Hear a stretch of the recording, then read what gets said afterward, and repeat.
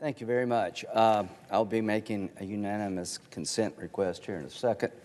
Senator Britt will be join me in that endeavor. So we're going to have a vote at 2 o'clock about a bipartisan bill, which I applaud the effort to change our immigration laws and get control of an out-of-control situation. Unfortunately, it doesn't matter what law's on the books if the administration is not going to enforce the ones that already exist. We had a vote in February on this bill, and one of the problems I've had the entire time is that parole is being abused by this administration. Since February until now, April, 77,800 people have been paroled in the United States, and I believe that's an abuse of the statute that's on the books. 1.3 million in FY23. Over 1.2 million were paroled by CBP alone. Now let's talk about the parole statute if we have that. If we don't, well, let me tell you what the law says. It basically says you can be paroled for two reasons: unique humanitarian need or a special benefit to the country. The statute that they're using to parole all these people has limitations as to how it can be used. And on average, the statute in question during the Obama-Trump years was used about 6,000 people on average were paroled in the United States using the statute that Biden's administration's been abusing. So in FY19, 7,525, FY18, 6,466, FY15 during the Obama years, 4,598, FY19 again, 7,500. In FY22, the Biden administration paroled 795,561. In FY23, 1.2 million plus. Why are they doing parole differently than Obama and Trump? They're abusing the statute. Why are they just waiving so many people in the country? That's for the voters to decide. I think they're just basically abusing the statute because they don't want to turn anybody around and send them back. So they just let people come into the country in violation of the law. Again, the parole statute in question is limited to two circumstances: unique benefit to the country, special benefit to the country, unique humanitarian situation, your mother's dying, special need to the country, you're a witness in a trial and we need to get you in on a limited situation. Parole is not a permanent status. Laken Riley, which we will ask unanimous consent to vote on the bill authored by Senator Britt. The man accused of murdering her, indicted in Georgia, Mr. Ibarra, in September 2022, he was apprehended by the Border Patrol. He was released through parole, and it took me forever to find this out. The reason for parole: subject was paroled due to detention capacity at the Central Processing Center in El Paso, Texas. Reason for parole: subject was paroled due to detention capacity at the Central Processing Center in El Paso, Texas. They had no room for the guy.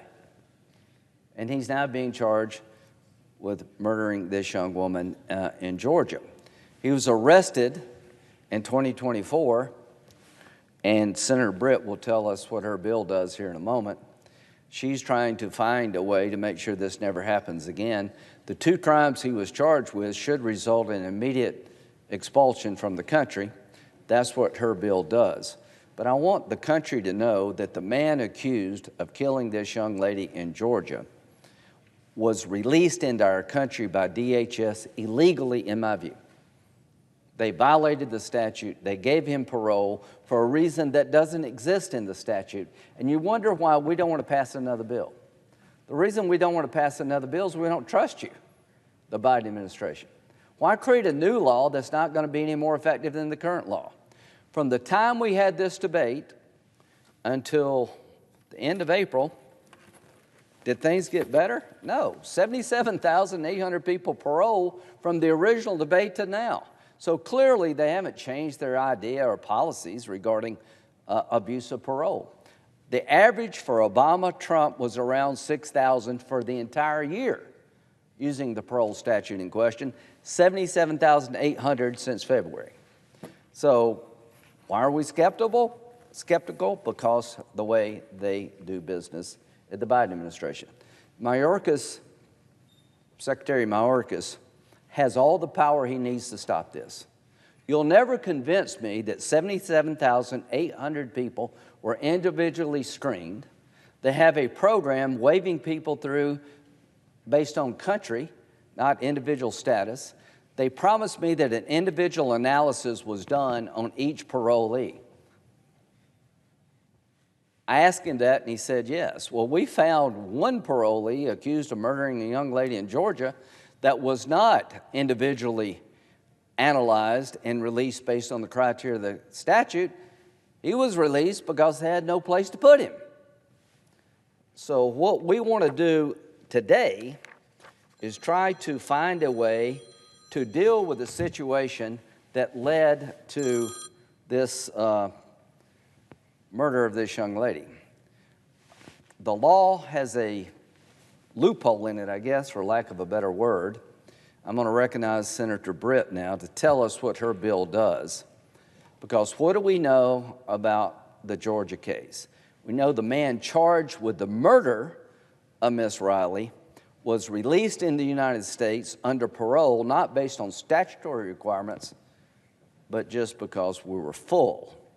If I were the Riley family, I'd be pretty upset, and they might want to think about suing. But right now, I'd like to yield to Senator Britt from Alabama, who's tried to find a solution to this problem. North Carolina. UC request just in a minute, Senator Durbin. Senator Blackburn, would you like to speak? Okay, I'm just about to wrap up. So I sent a letter yesterday to Secretary Mayorkas wanting to know about the two people who tried to get into the Marine base, Quantico. Apparently both of them are illegal, claiming to be Amazon contractors who were not, and there's a lot of mystery around this. I want a response to my letter. Who are these people? What do we know about them? Were there any affiliation with terrorist groups? What were they up to? I think we need to know as a nation what went on, because I find it very odd that two fighting-age illegal immigrants joined together to try to falsely get into a Marine base. That sends shivers up my spine. So I want to introduce this letter into the record, if I may. Thank you.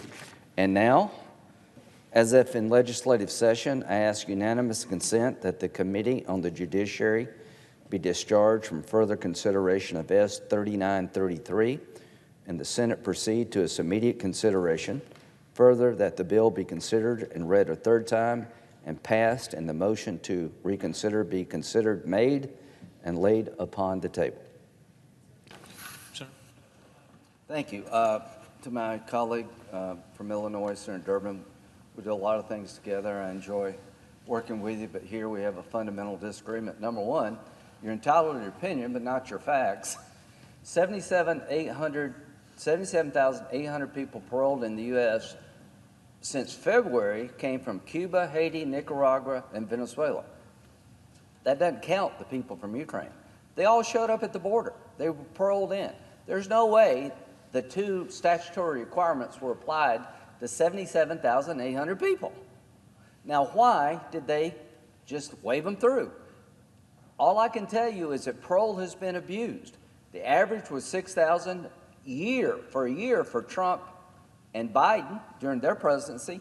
From April to now, 77,800, nothing to do with Ukraine. As to the people from Ukraine, I want to help them, but we have a refugee law where you can apply for refugee status if you're in a war zone or things are bad where you live. They're taking the parole statute and just granting anybody and everybody they choose to grant. The bottom line is we're either a rule of law nation or we're not. So this has nothing to do with ICE funding. We're not talking about funding ICE here. This is a decision by the executive branch to abuse the law on the books. The tools available apparently are not being used by anybody. Why does Senator Britt offer legislation?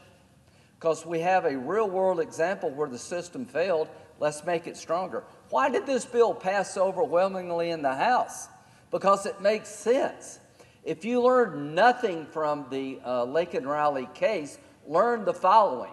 She is a victim. Her family's a victim of a broken immigration system. Her family is a victim of willful disregard of the law by the Biden administration. The man accused of murdering this young lady was allowed to come into the country on parole based on we're no place to put you, not the statutory requirements to get paroled. So this is a big issue. We should learn from the death of this young lady. We should change our parole system. We're not. That's why we're not going to add a new law that won't be enforced. Until you prove to me you're serious about following the law as written, you're going to have a problem with us on this side of the aisle and hopefully a few Democrats. We should learn from the Laken Riley case and do what Senator Britt encourages us to do, which is to change the law to address the situation so we have no other Laken Riley cases. Apparently, the death of this young lady has taught us nothing as a body. We've learned nothing from this case. We're doing nothing different. And it breaks my heart. It looks like the murder of this young lady should be a wake-up call to a parole system broken and to fix this never-ending catch and release. You're caught for crimes and you're released before the sun goes down to commit more crimes. It needs to come to an end. We will have a chance as a democratic people to vote in November. If you think the system is working the way it's intended to work, then you need, and you're okay with what's going on, vote for Biden. You're going to get more of the same. If you think this is broken, needs to change, you ought to think about voting for somebody else. I yield.